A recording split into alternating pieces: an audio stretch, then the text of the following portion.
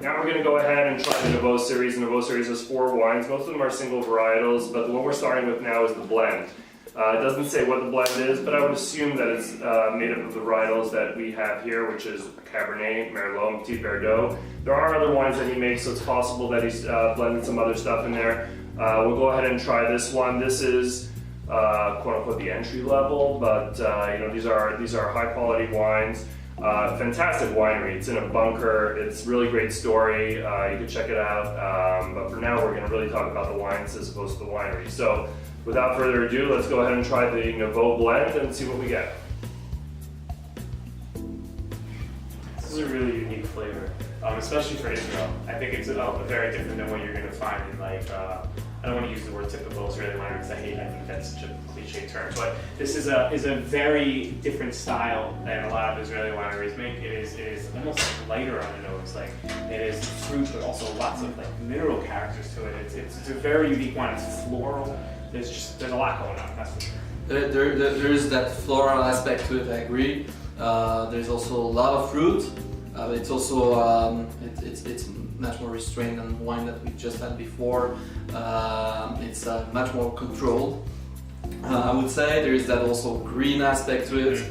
Definitely. Also, I tasted it in the mouth. I mean, it's full bodied, but there's a lot of acidity. It's really, I mean, it's very important there, and you really get that balance from the acid, and also very good tannins on the finish.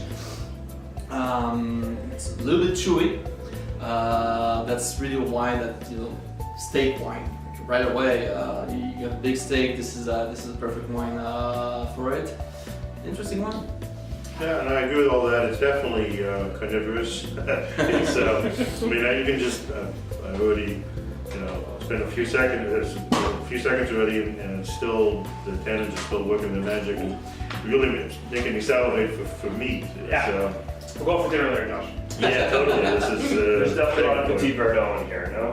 I think a so. lot, but it's present. Yeah. Okay, so we've tried the Nevo blend. We're going to go ahead and try the Nevo Petit Verdot. Ari, what are you getting on the nose? Green. Gabe, what are you getting? Oh, Gabe's. Yeah, what do you taste it? Alright. I get green. I get black fruit. I get roasted herbs. I think it's reminiscent of the blend that we had before, which probably has also a nice amount of Petit Verdot in it. And this is classic Petit Verdot from Israel. Very chewy wine, a lot of tannins, good acidity. I mean, all the characteristics of the Petit Verdot are here. Petit Verdot in Bordeaux is used really in small proportions, exactly to add color, acidity, structure, tannins to the wine. In Israel, it's a hot climate where Petit Verdot can ripen really to its fullest and can be used as a varietal wine. And you understand why with this wine. It's really textbook Petit Verdot. Yeah, for me the nose is much heavier on the dried herbs, the toasted herbs. Really nice. That herbal content. On the palate, I get a little bit more of the fruit, but it's got some direction to it. It's got it is restrained comparatively, and it's the green is definitely there. But it's nice. I think maybe this has a little more time to it too. Yeah. So we'll kind of get a bit young, but it's nice. It's chewy also. Yeah, chewy. Alright, so here we're going to go with the Nevo Cabernet Sauvignon. This is the Cabernet Sauvignon. And go ahead, give this a whirl, give it a sniff, and see what everyone says. So 2014 cab from Israel, 100% Cabernet. Gabe and I were just talking a little bit off camera. We get like a nice Israeli cab. It's black fruit. I'm getting black fruit. There's a hint of green to it as well, almost kind of hints like California Cabernet. You get some green fruit in California Cabernet also. But I get restrained. I don't get over the top oak. I don't get this vanilla and caramel trying to hit me in the face. I actually get a lot of good fruit, which is what I want. A nice. Yeah, exactly. That's what you would want from such a wine. I actually do get some ripe fruit, especially on the palate. but it's nicely balanced by the structure, the acidity, the tannins, and some greenness that is both very much prominent on the nose, very typical of Israeli Cabernet Sauvignon, by the way. Also Cabernet Franc, that's basic. That greenness is actually more towards the finish in the mouth. Sometimes, usually on the Israeli Cabernet Sauvignon you get the greenness, but usually it's at the front. This is more at the back. Interesting. Yeah, it's interesting. It's it's.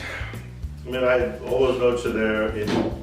I wouldn't say it has finesse, but it is nicely structured. It does cohere well. This will show better with food, frankly.